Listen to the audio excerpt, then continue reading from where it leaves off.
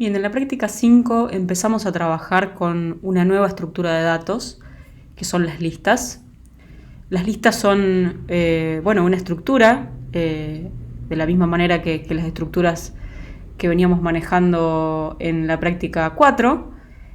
La diferencia es que por primera vez vemos una estructura que se conoce como estructura de datos recursiva y puede contener potencialmente infinitos datos, ¿sí? ¿Por qué recursiva? Bueno, porque se construye de una forma justamente recursiva, es decir, uno dice, bueno, la lista vacía es un elemento de mi conjunto de listas, de mi tipo de datos lista, y dado uno de mi tipo de datos lista, yo te puedo construir otro, ¿sí? Agregándole un elemento, ¿sí? Esa es, digamos, mi forma constructiva de ir armando listas, ¿sí? Y bueno, vimos en la teoría que teníamos también, además de los constructores, formas de destruir, digamos, esa lista que habíamos armado. Y bueno, para hacerlo, predicados, para estar seguros de que no estamos destruyendo algo que no corresponde. ¿Qué es lo que quiero decir? Bueno, fijarme si la lista es vacía o no antes de sacarle el primer elemento. No podremos sacarle el primer elemento a una lista que está vacía, ¿sí? Va a dar error. Entonces, con todas estas herramientas vamos a poder trabajar sobre estas estructuras de datos, ¿sí? Y como para hacer un breve repaso, un breve raconto de lo que vimos en teoría, vamos a ver cuáles son las asignaturas de todas estas funciones, ¿sí? Empecemos por los constructores. Los constructores construyen listas, ¿sí? Así que seguro que devuelve acá lista, ¿no? Pongo X para marcar el tipo de datos que guarda dentro la lista, ¿sí? Pongo un X como para decir cualquier cosa, ¿sí? Podría ser number, ¿sí? Y bueno, empty no recibe nada. Empty, o también lo conocíamos como apóstrofe paréntesis a la lista vacía. Son dos formas de expresar lo mismo. Es en sí misma una lista de cualquier tipo. Justo la vacía es de cualquier tipo.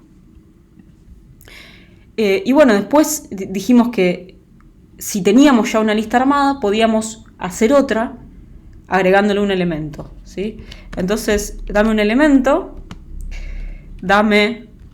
una lista ya conformada y yo te devuelvo otra lista, ¿sí? Otra diferente, pero que va a pertenecer a este mismo conjunto, a este mismo tipo de datos, ¿sí? Bien. Estas son las formas de construir. Notemos que siempre los constructores del lado derecho nos devuelven eso que queremos construir, ¿sí? Los selectores, en contrapartida, del lado izquierdo van a tomar el tipo de datos que queremos destruir, ¿no? Entonces, tanto first como rest van a tomar una lista, ¿sí? Cualquiera de las que ya hayamos armado con estos constructores, ¿sí? Y bueno, cada uno de ellos nos da una parte de estas dos cosas que utilizamos para construirlas, ¿no? El first te va a dar este elementito que vos le diste primero, o sea, nos va a devolver algo de tipo X, y el rest nos va a devolver el resto de la lista, ¿sí? Es decir, esto que construimos acá, ¿sí? Vimos que una de las reglas, voy a anotarla por acá abajo, es que si yo le hago rest a cons de xl, ¿sí? Eso me va a devolver L. Y que si yo le hago first a algo de la forma cons xl, me va a devolver X. ¿Está bien? El primer elemento de la lista para el caso de first, el resto de la lista para caso de rest. Entonces estas son reglas que van a cumplir, leyes que cumplen los constructores y los selectores. Y bueno, después tenemos los predicados, que como todo predicado nos va a devolver un booleano, y bueno, en este caso a partir de una lista, ¿sí?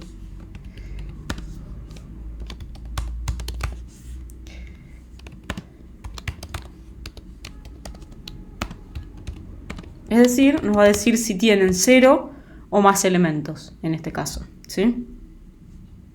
Bien, dicho esto, vamos a tratar de resolver uno de los ejercicios de la práctica para también reforzar un poco lo que sería la definición de funciones recursivas, ¿sí? Así como dijimos que este tipo de datos era recursivo porque toma algo del tipo lista para devolver algo del tipo lista, digámoslo así. Las funciones recursivas son funciones que se llaman a sí mismas sobre un elemento siempre de menor tamaño. Vamos a ver eso. El ejercicio 9, por ejemplo, nos pide que definamos una función todos verdaderos, ¿sí? Lo que va a hacer esta función es recibir una lista de booleanos y decirnos si todos son verdaderos, ¿sí? Si todos son true, va a devolver true. Si alguno de ellos no lo es, va a devolver falso. ¿Bien? Bien, entonces, ¿qué tenemos? En principio tenemos la asignatura. Dijimos que iba a tomar una lista de booleanos y va a devolver un booleano, ¿sí? Todos verdaderos, decide si todos los elementos de la lista que recibe son verdaderos. Su nombre lo dice. Bien, entonces, por ejemplo, vamos a hacer algunos casos de prueba.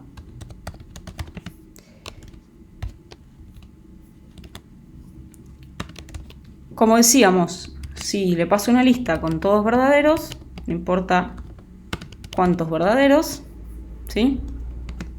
La respuesta debería ser verdadera, ¿sí?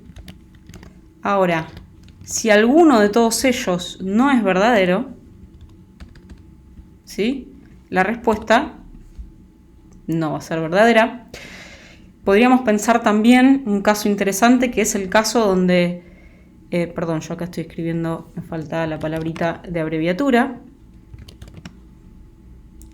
Me faltaría ver y pensar el caso de la lista vacía, ¿sí? Bueno, no hay ninguno falso en la lista vacía, ¿sí?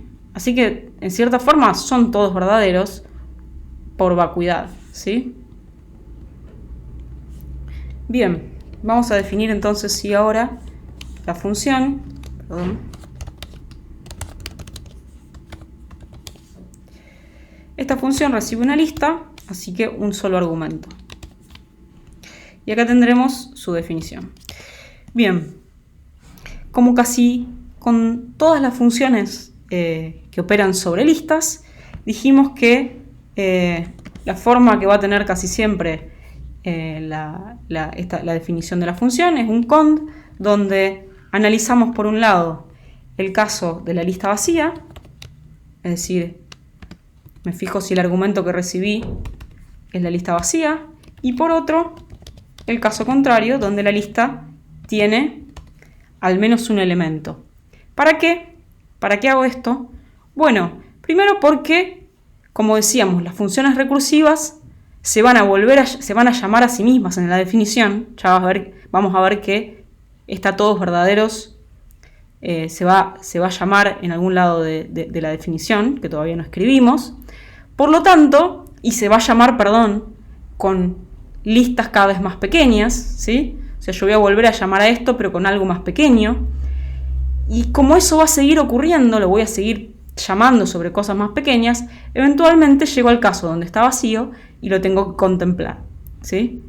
Eso por un lado. Y por otro, yo, sabiendas de que tengo algo en la lista, le puedo sacar el primer elemento y le puedo sacar el resto. No podría hacerlo en el caso de la lista vacía, ¿sí? ¿Por qué? Porque como dijimos, va a dar error, ¿sí?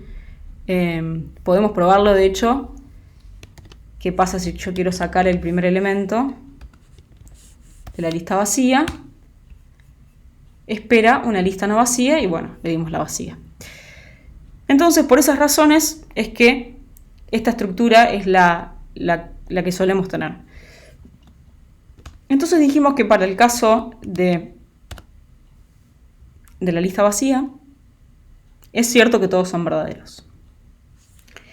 ¿Qué pasa para el caso de la lista no vacía? Bueno, en principio tienen que suceder una cosa. Es decir, imaginemos, por ejemplo, que estamos trabajando sobre esta lista, ¿sí? Sabemos que es no vacía, ya lo preguntamos. ¿Qué tendríamos que hacer?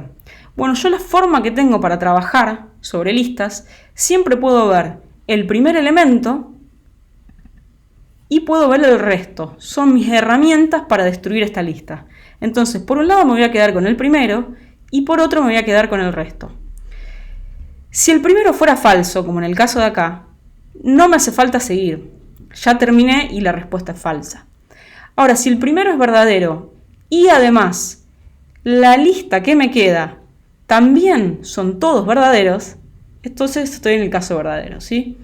Entonces, dicho eso en código, esto va a ser verdadero cuando dos cosas sucedan. Cuando suceda el primero de la lista, ¿sí? Recordemos, el primero de la lista ya es un booleano. Va a ser verdadero cuando sea verdadero, va a ser falso cuando sea falso, ¿sí? El primero de la lista. Y además tienen que ser todos verdaderos, ¿sí? El resto de la lista, ¿sí? Entonces, miro el primero, saco el resto y me fijo que en el resto todos sean verdaderos. Llamé de nuevo a la función todos verdaderos, pero sobre una lista más pequeña porque le pasé el resto de la lista, ¿sí? Bueno, vamos a ver si esto cumple con los casos de prueba. Perfecto, ¿sí?